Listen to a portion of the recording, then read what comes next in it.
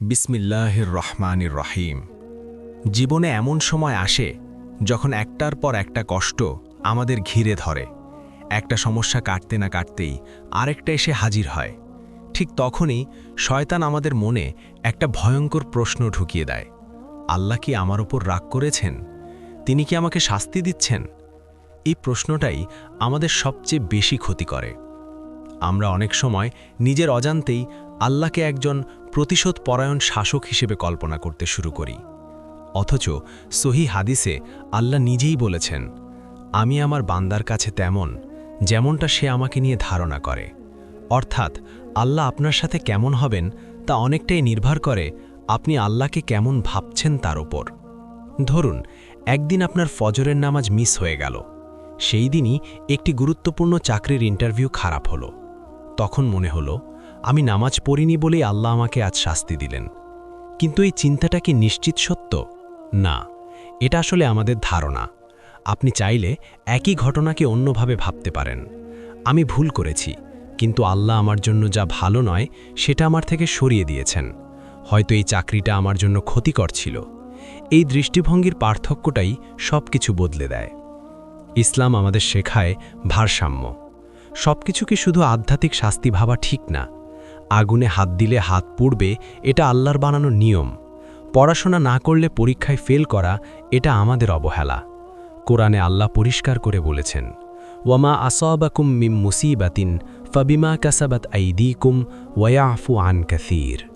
তোমাদের উপর যে বিপদ আসে তা তোমাদেরই হাতের কামাই, আর তিনি অনেক কিছু ক্ষমা করে দেন।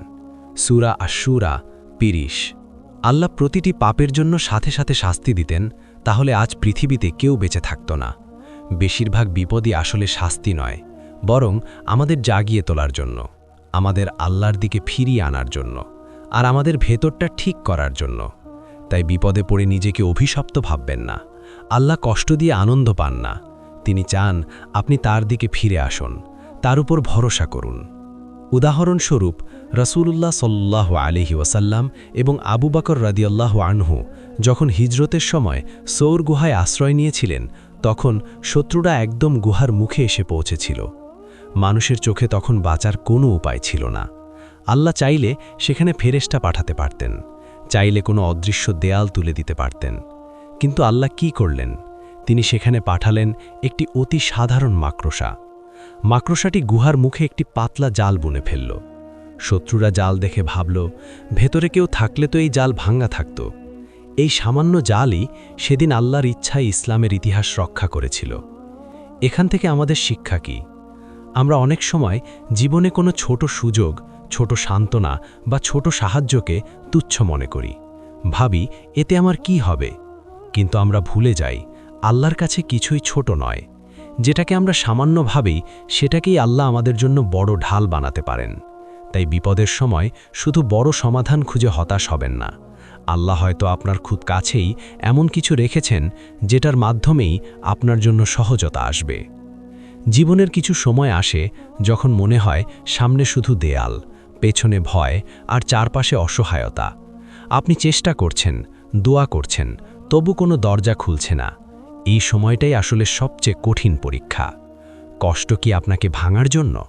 আমরা অনেক সময় মনে করি এই চাপ, এই কষ্ট বুঝে আমাকে শেষ করে দেবে। কিন্তু আল্লাহ অনেক সময় কষ্ট দেন ভাঙার জন্য নয়, বরং গড়ে তোলার জন্য। হীরার কথা আমরা সবাই জানি। হীরা একদিনে তৈরি হয় না। এটি ছিল এক টুকরো সাধারণ কয়লা, যাকে বছরের পর বছর প্রচণ্ড চাপ আর তাপ সহ্য করতে হয়েছে। যদি সেই কয়লা চাপ সহ্য না করত, তবে সে কখনো হীরায় পরিণত হতো না। আমাদের জীবনও ঠিক তেমনই। যখন কষ্ট চারদিক থেকে চেপে ধরে, যখন মনে হয় সহ্য করা আর সম্ভব নয়, তখন নিজেকে তুচ্ছ ভাববেন না। মনে রাখবেন, এই চাপই আল্লাহ আপনাকে আরও খাঁটি ও শক্ত মানুষ বানাচ্ছেন। যখন কোনো রাস্তা চোখে পড়ে না, মুসা আলাইহিস সালামের সেই মুহূর্তের কথা মনে করুন। পেছনে ফেরাউনের বিশাল বাহিনী আর সামনে বিশাল সমুদ্র। বনি ইসরায়েলের লোকেরা ভয় পেয়ে বলেছিল, ইন্না লামুদরাকুন, নিশ্চয়ই আমরা ধরা পড়ে গেলাম। সূরা আশ-শুআরা ৬১। মানুষের হিসেবে তখন সব শেষ, কিন্তু মুসা আলাইহিস সালাম কি বলেছিলেন? কাল্লা ইন্নামা আইয়া রব্বি সায়াহদিন। কখনোই না, নিশ্চয়ই আমার রব আমার সাথে আছেন, তিনি আমাকে পথ দেখাবেন। সূরা আশ-শুআরা ৬২। মানুষের চোখে তখন কোনো পথ ছিল না, কিন্তু আল্লাহর কাছে তখনও অগণিত পথ ছিল। আল্লাহর আদেশে সমুদ্রের মাঝখানে রাস্তা তৈরি হলো। যেখানে মানুষের কল্পনাও পৌঁছায় না, সেখান থেকেই আল্লাহর কুদরত শুরু হয়। আজ হয়তো আপনার জীবনেও এমন সময় এসেছে যেখানে সামনে কিছুই দেখা যাচ্ছে না। আপনি ভাবছেন এখান থেকে আর বের হওয়ার কোনো উপায় নেই। কিন্তু মনে রাখবেন, যে আল্লাহ সমুদ্রের মাঝে রাস্তা তৈরি করতে পারেন, তিনি আপনার জীবনের বন্ধ দরজাও খুলে দিতে পারেন।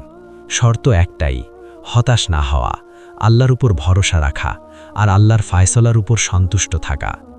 ভুলে যাবেন না, রাত যত গভীর হয়, ভোর তত কাছে আসে। আপনার এই কঠিন সময়টা কোনো অভিশাপ নয়, এটা নতুন ভোরের প্রস্তুতি। আল্লাহ আপনাকে ভুলে যাননি, তিনি আপনার কষ্ট দেখছেন, শুনছেন, বুঝছেন। ধৈর্য ধরুন, আল্লাহর উপর ভরসা রাখুন। অচিরেই তিনি আপনাকে এমন কিছু দেবেন যাতে আপনি সন্তুষ্ট হয়ে যাবেন। আল্লাহ আমাদের সবাইকে সেই ধৈর্য আর প্রশান্তি দান করুন। আমিন।